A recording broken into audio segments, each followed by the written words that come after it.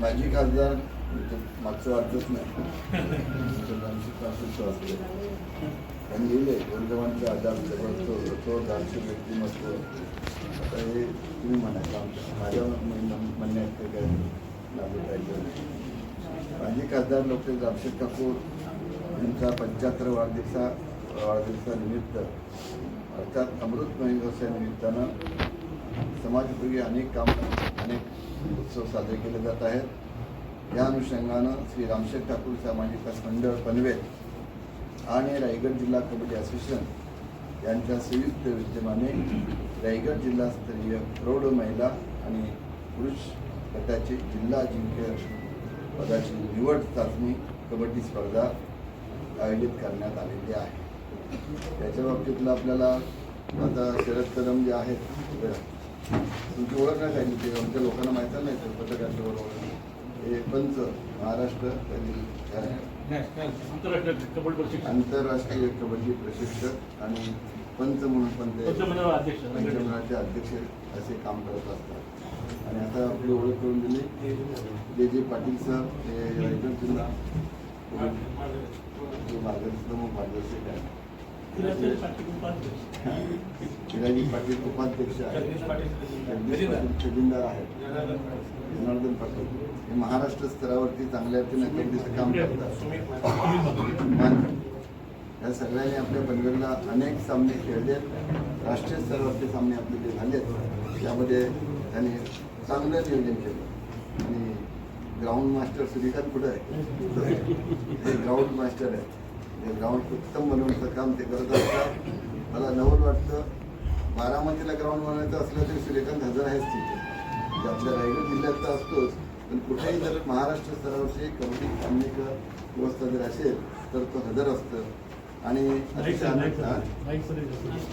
आहेत उभे राहतो ते आमच्या घरातले कॉलेजचे आमचे प्राध्यापक आहेत फिजिकल डायरेक्टर पण ते सगळे आपले पूर्ण असतात. आणि त्यामुळे आम्हाला कधी गरज लागली तर ग्राउंडमॅनला पहिल्यांदा नाईक सरांना पुढे करतो आणि त्यांच्या मधलीला सूर्यकांतला बोलवतो. बाकी मार्शिंग करण्याकरता ही सर्व कबड्डी असोसिएशन रायगडची आणि महाराष्ट्राची आम्हाला चांगली साथ देतात. गेल्या 2 महिन्यापूर्वी माझ्याकडे शरद कदम आणि ही मंडळी आली की साहेब रायगड जिल्ह्याची चाचणी कबड्डी चाचणी खेळाडू निवड जी आहे तर त्याकरता घ्यायची आहे. पण नेमका जानेवारीमध्ये महापालिका निवडणुका लागल्या परत पंचायती निवडणुका लागल्या त्यामुळे ती जानेवारीच्या 10-15 तारखेला घ्यायची ऐवजी ती आता आपली 20 तारीख 2 फेब्रुवारीची आलेली आहे. 2 निवडणुकांमुळे आपल्याला पुढे गेलो. बघा आचारसंहिता आणि बाकीच्या गोष्टी त्यासाठी होण्यापेक्षा गैरसमज पसरण्यापेक्षा आपण ती पुढे गेलो. आता पुढे जाऊन पुन्हा नंतर परीक्षा वगैरे सुरू होत आहेत पण तरी देखील त्यांचं म्हणणं नाही साहेब ते होणं गरजेचं आहे तर ते आपण घेतलेले आहे. त्यांच्या माहितीप्रमाणे 2,500 पुरुष खेळाडू 500 आणि 500 महिला अशा पद्धतीनं 3,000 हे खेळाडू येणार आहेत. तर त्याच्यामध्ये आता ते इतके खेळाडू येणार महिला खेळाडू असते त्या हॉटेलला असणार की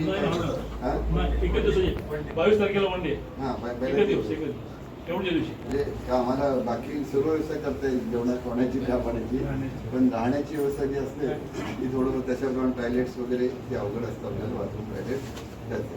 आणि ह्यांचं जेंट्सचं राहणार नाही मग आमचा भाग कमी गेला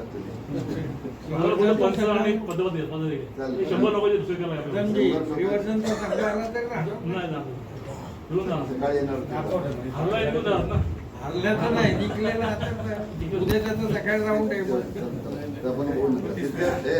तितके किती 2,500 होतात ना 2,500 500 राहिलं 2,500ची अवघड आहे आपल्याला. पण जेवणाखाली सर्वांची वस्तू आहे. किती दिवस दुपारचं जेवण वगैरे साधारणतः आणखी तुम्ही काय सांगायला नाश्ता वगैरे जे आहे तर मागच्या वेळा आपण केले होते मला वाटतं चांगली बरी झाली ना.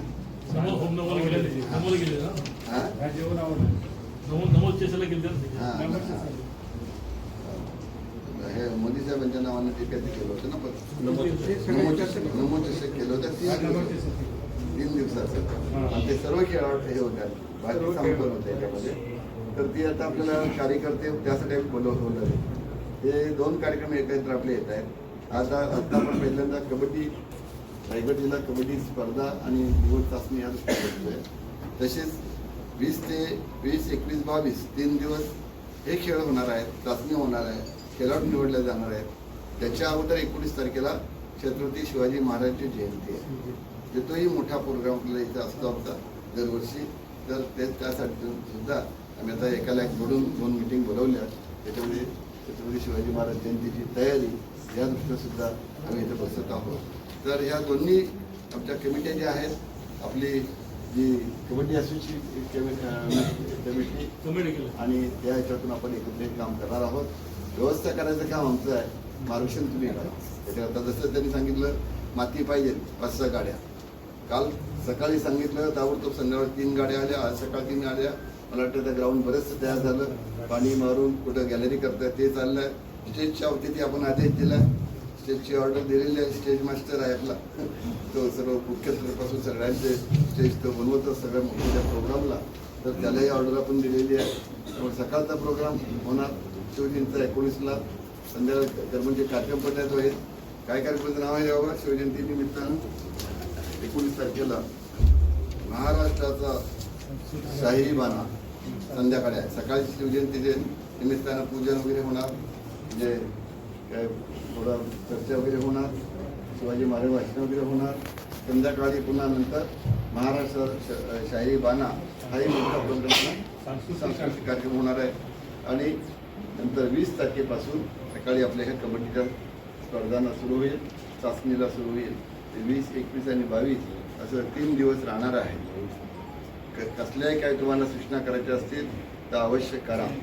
आपल्या सूचना आम्हाला नक्कीच फायदेशीर करतील. पूर्णपणे करण्याच्या पाळण्याचं आम्ही ते काम करू.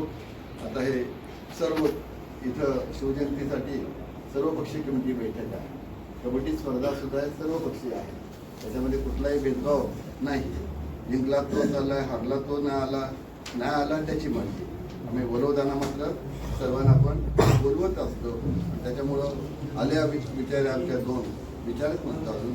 कारण ती जिल्हा परिषदेची सदस्य म्हणून निवडून आली. तिचा परत विरा निकिता खारकर दुसरी आमच्या पंचायत समिती दंगलमध्ये आली. जिज्ञासा कोळी आणि तिसरं पंचायत समिती आला. हे तिघेही म्हणून आल्या सामाजिक कामामध्ये त्यांनी भाग घ्यायला सुरुवात केलेली आहे. त्या इथं आल्यात. त्यांचं पुन्हा एकदा रामशेठ ठाकूर सामाजिक विकास मंडळ आणि छत्रपती शिवाजी महाराज जयंती उत्सव कमिटी या दोन्हीच्याकडनं तुझं अभिनंदन करतो. चांगला आता याच्यात भाग घ्या. आपल्याला सुद्धा आता जबाबदाऱ्यानं कमिट्या स्थापन करायच्या आहेत. भोजन कमिटी, रस्ता कमिटी, निवास कमिटी, या सगळ्या कमिट्या वगैरे आहेत की आपण तयार करतोय आणि त्यामध्ये सर्वांनी भाग घ्यावा अशी विनंती करतो. आणि मला वाटते ह्या स्पर्धा अतिशय यशस्वी व्हाव्यात. इथून निवडलेले खेळाडू जे आहेत ते राज्यस्तरावर आणि राष्ट्रीय स्तरावर चमकावेत अशा प्रकारची इच्छा व्यक्त करून मी त्यांना शुभेच्छा देऊन थांबतो. जय हिंद, जय महाराष्ट्र.